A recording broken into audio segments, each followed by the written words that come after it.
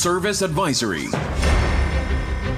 At nakatutok pa rin po kayo sa number 1 Music and News FM sa lalawigan ng Pangasinan. Ito pa rin po ang 104.7 IFM Dagupan. Kasama po natin po sa linya ang ating pong panauhin ngayong umaga po na ito si Dr. Ruel Bobis mula po sa DOH CHD1 Medical Officer 4 po ng DOH CHD1. Magandang umaga po Doc Bobis. Pagbati po ninyo sa mga tagapakinig po natin.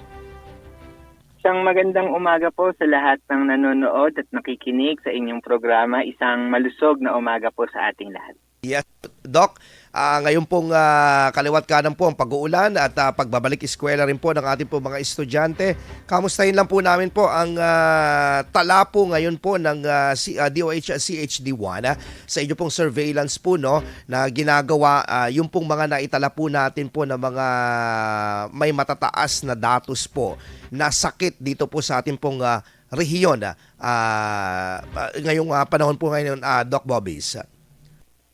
Yes sir, no. Usually naman po no, kapag ganitong tag-ulan, ang ating binabantayan po no ay yung 4 na sakit na tinatawag po nating wild. So ito po yung waterborne diseases, influenza, leptospirosis at dengue. Sa amin pong surveillance, unang-una po no sa food and waterborne diseases, nakapagtala po tayo no ng kaunting pagtaas ng mga kaso po no as compared to last year. So this year, meron na po tayong 12,257 na kaso po no ng diarrheal cases po sa ating region.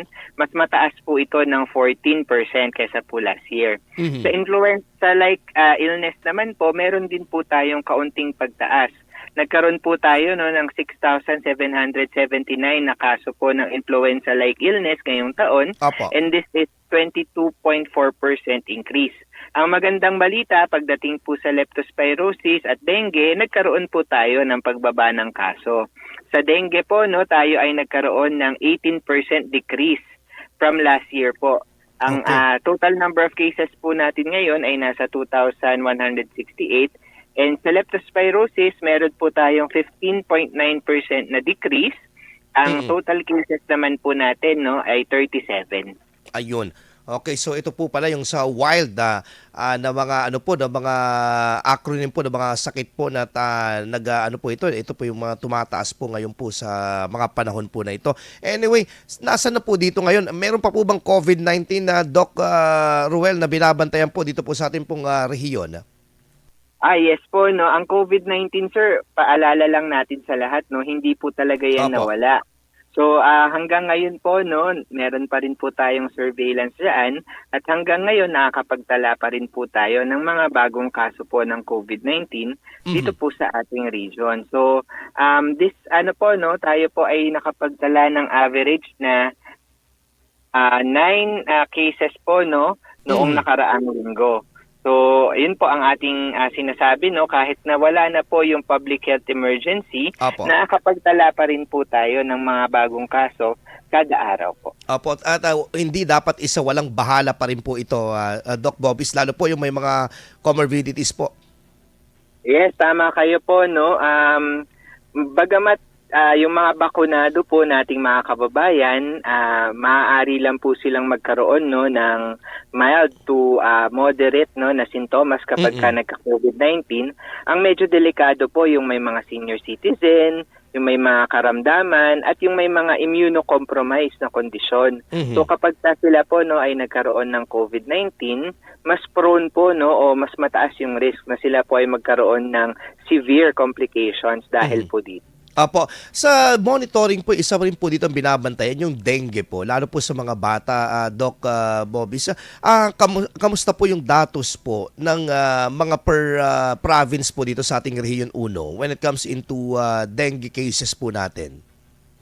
Tama po kayo. Buti po no, nabanggit nyo yan kasi tamang-tama po, no, marami na pong nagbubukas no, na paaralan para po sa balik eskwela. At karamihan po no ng mga kaso ng dengue sa mga kabataan ay maaaring makuha nila kapag hindi po sila protektado no sa kanilang eskwelahan. So yung sa mga eskwelahan natin no pinapayuhan natin na mag-practice nung ating 4S ay para sa dengue para po hindi po tumaas yung dengue natin. Pagdating naman po dun sa datos natin, sir, no, ang pinaka marami po nating dengue cases ay matatagpuan po sa Pangasinan. Meron po tayong, as of July 20, sir, meron na po tayong 1,108 na kaso po ng dengue sa Pangasinan plus 94 po sa Dagupan City. Meron din po tayong 368 sa La Union, 452 sa Ilocos Sur at 146 cases po sa Ilocos Norte. Apo, linawin ko lang po yung pong sa Pangasinan, separately po yung figure po ng Pangasinan as a province and yung pong independent city na Dagupan po. Yes, tama po kayo, no?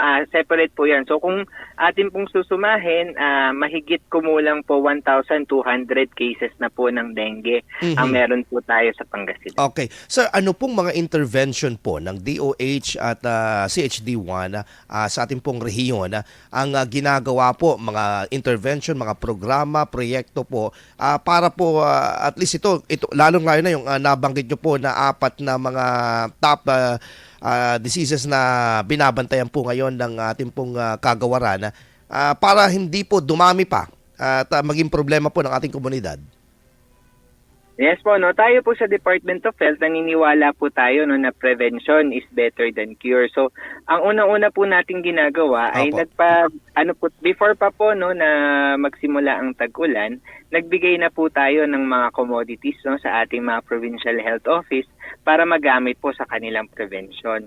So sa sa dengue nagbigay po tayo ng mga insecticide treated nets, yung mga pang-misting or pang-spraying po, no, kasama na yung mga insecticide na maaari pong gamitin ng ating mga local government units kapag nagsimulang tumaas po yung kanilang mga kaso. Naniniwala din po kami no, na kapag inform yung ating mga kababayan, mas lalo po nilang nagkakaroon ng chance na bumaba po no, yung mga kaso natin. So pinapalakas po natin itong ating information and dissemination campaign against wild diseases, no, at kami ay nagpapasalamat sa aming po mga partner sa media po, no, katulad po dito po sa inyong programa dahil nakakapagbigay po tayo ng kaalaman sa ating mga kababayan, no, patungkol po doon sa mga prevention practices natin. At higit pa dyan, tayo po no, ay nakipag-ugnayan na sa ating mga hospital doon po sa reactivation ng kanilang fast lane. So, para po no, kapag meron pong ang ating mga kababayan na sintomas po ng ganitong mga sakit, maaari pong ipunta agad sa pinakamalapit na ospital at pumunta doon sa mga nakatalagang fast lane para agad makita po no ng mga doktor at mabigyan po ng gamot. Sa mga pagkakataon po nito, Doc Bobis, yung po mga ospital po, di ba may mga alert level din po ito? Color code po na tinataas kapag mga ganitong cases, Doc? Tama po ba? Yes po, no, sir. At dahil sa ngayon po, no, wala pa naman po tayong nakikitang pagtaas ng ating pong cases no ng dengue o ng leptospirosis. Nasa white code pa rin po no ating mga ospital. Ibig sabihin nasa normal po no na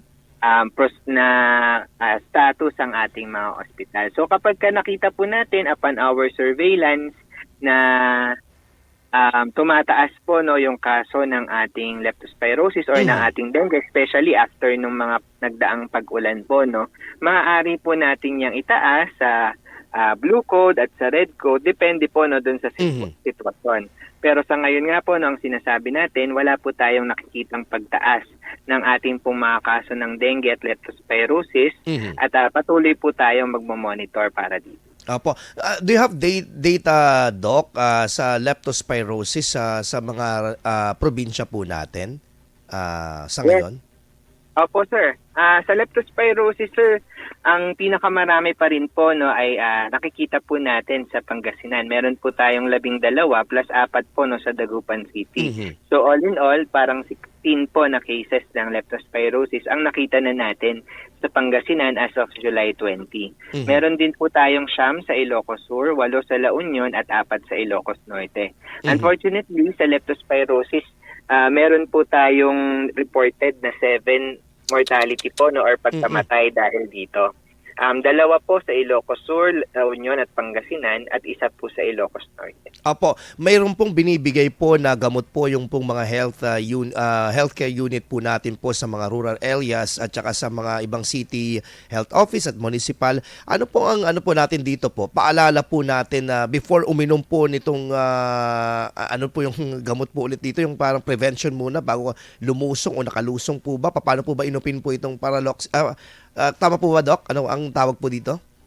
Yes, tama kayo sir. No, meron po tayong tinatawag na post-exposure prophylaxis. Okay, Sa prophylaxis. antibiotic po, no, ang tawag doon ay doxycycline. Mhm. So ang doxycycline po ay binibigay doon po sa mga kababayan natin na meron pong exposure sa tubig baha. Mhm. So kung kayo po no ay lumusong sa maruming tubig o sa tubig baha, within 1 to 3 days o 24 hours to 72 hours, Mhm. pwede po kayong uminom ng doxycycline para maiwasan po natin yung pagkakaroon ng leptospirosis. Mhm. Pero dahil ito po no ay antibiotic, kinakailangan po natin ng konsultasyon sa Mhm. isang doktor. So ang atin pong laging sinasabi no, kaya po yung mga MHO natin o yung Municipal Health Office at City Health Office natin ang nagbibigay niyan. Apo. Kasi kinakailangan po muna silang makita ng ating mga doktor para mapayuhan din po no dun sa tamang pag-inom ng antibiotic na yan. Mhm. Okay. Anyway po, sige po sir. I'm sure isa po ilang mga programa pa din. Kamakailan po, ito pong kauna-unahan sa Dagupan, ito pong Purok Kalusugan. Ano po itong ano po ito, layunin po talaga nito, Doc Bobis, na pinangunahan po ng ating pong regional director din po. Yes, tama po kayo no at mabuti po na itanong niyo yan kasi ito po talaga no yung isa sa ating mga bagong programa na pinapalaganap po natin no dito po sa ating region. Ito pong Purok Kalusugan. So noong July 31 nga po, ni-launch po ito no ng ating departamento kasama po ang city government ng Dagupan at ang Provincial Health Office at ang City Health Office ng Dagupan. Pati na rin po no yung barangay po doon sa Barangay Mayombo doon po sa Dagupan City. So ang pangunahing layunin po no ng Purok Kalusugan ay ibaba yung ating mga serbisyong pangkalusugan sa lahat po ng mga purok. So kaya po siya Purok Kalusugan kasi yung mga services ng Department of Health ay binababa natin at the purok level.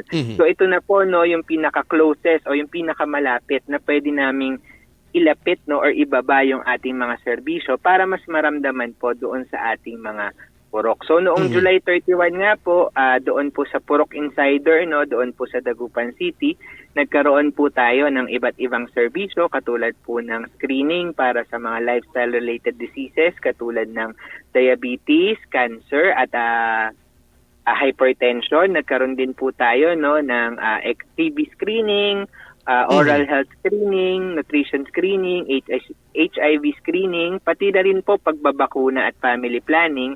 Ginawa po natin yan doon sa purok na yon. So ito po no ay pauna pa lamang o launching pa lamang at makakaasa po yung ibang purok no dito po sa Region 1 na pupuntahan din po kayo ng aming pong kagawaran para maramdaman niyo po yung serbisyo ng ating gobyerno. Ito pong isa po naman na memorandum of agreement between DOH CHD1 and dito po sa ating pong probinsya ng Pangasinan kamakailan. Pero parang yearly po ito na nire-renew po ito pong Healthy Settings Program for Healthy Communities. Ano po ito, Doc Bobis? Yes, actually po no nagkaroon po tayo ng fund assistance po no para po sa implementation. Una po ng Healthy Learning Institution para po sa Pangasinan at yung pangalawa po no para po sa behavioral nudges for hand washing. Diyan din po sa Pangasinan. So ang amount po no ng mga fund assistance natin na ibibigay po sa probinsya ng Pangasinan ay nagkakahalaga po ng almost 8 million. So 5.8 million po no para po dun sa implementation ng Healthy Learning Institution at 2.9 million po no para po doon sa behavioral nudges for hand washing. So ang focus goal lang po talaga no nung itong mga fund assistance natin ay una para po doon sa Healthy Learning Institution ay magkaroon po ng mas healthy or mas mas malusog na lugar kung saan po nag-aaral no yung ating mga kabataan.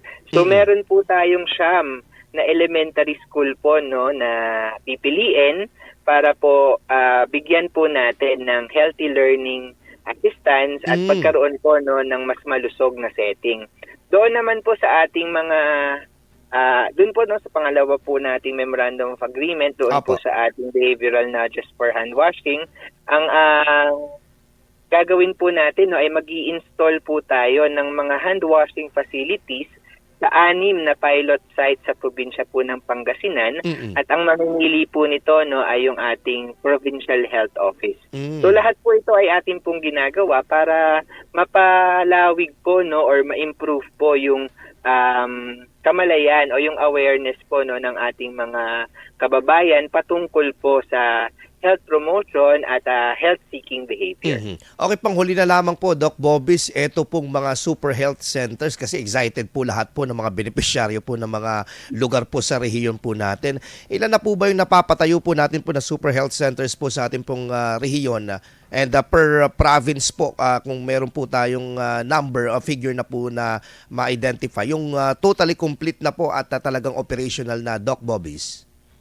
Yes po, no. So sa unahin na po natin sa Ilocos Norte no at Ilocos Sur, may tig-isa po tayong super health center na completed na po no doon sa probinsya na yon. Sa La Union po, saan pong lugar po, Doc Bobby, saan pong lugar ito sa Ilocos Norte? Yes po, no, pasensya na po, hindi ko sa... Ay, okay. Sige po, okay. Hindi tayo nagkaroon ng data, no, pero yung number, po, no, sa Ilocos Norte, meron po tayong isa at sa Ilocos Sur, meron din po tayong another one. Okay. Sa La Union po, meron po tayong 2, no, na completed na super health center at sa Pangasinan, meron na po tayong 8. So all in all, sa buong region po, no, 12 na po ang ating completed at may mga ongoing pa po tayo na pinapatayong super health center.